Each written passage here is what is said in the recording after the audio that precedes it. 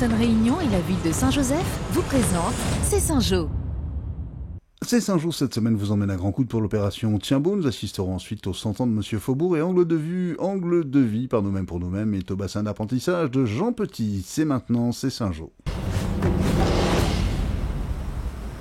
Je les ai emmenés faire une balade nocturne. Observer les étoiles. Entendre le silence. Entendre le bruit du silence. Tiens Beau relève d'un projet mûrement réfléchi et il fallait passer à la phase opérationnelle. C'est à Grand Coude qu'on a procédé à la partie reconnexion parents-enfants. On a fait beaucoup d'activités, j'ai bien aimé. On apprécie beaucoup à Grand Coude. Ça permet de sortir de notre zone de confort et ça sera à refaire. Ému aux larmes, contente d'avoir eu ce moment déconnecté dans un havre de paix seul avec son fils, Vanessa témoigne. C'était la première fois et c'était un week-end enrichissant. C'était un week-end vraiment de reconnexion avec nos enfants.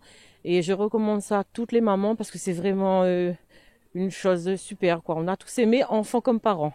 Monsieur Mussard, élu et proviseur de métier, était très heureux de la concrétisation de cette belle idée. On est dans vraiment une période d'immersion où les familles se retrouvent dans un contexte complètement différent pour se retrouver et pour mieux se connaître entre parents et enfants et vont dans un cadre exceptionnel où il y a un côté apprentissage toujours présent parce que le décor s'y prête. Merci à Monsieur Moulan qui, par son accueil extraordinaire, a grandement participé à la réussite de ce week-end.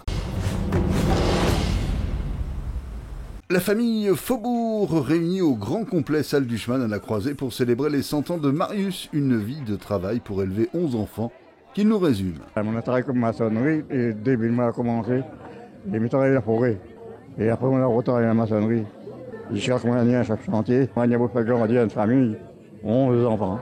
Marie-Alice, l'aînée des filles, témoigne de cette vie de labeur. Il est un très bon papa, hein. Il a été travailler tout le temps pour nous donner ce qu'on avait besoin.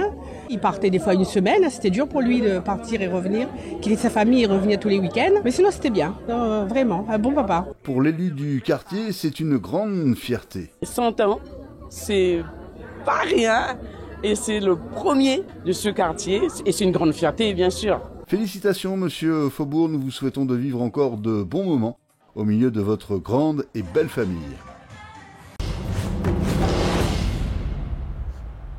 Angle de vie, par nous-mêmes, pour nous-mêmes, au bassin d'apprentissage Léopold Lebon à Jean Petit. Une livraison en 2022 d'un grand bassin, ainsi que d'une pataugeoire, une première dans les hauts de la commune.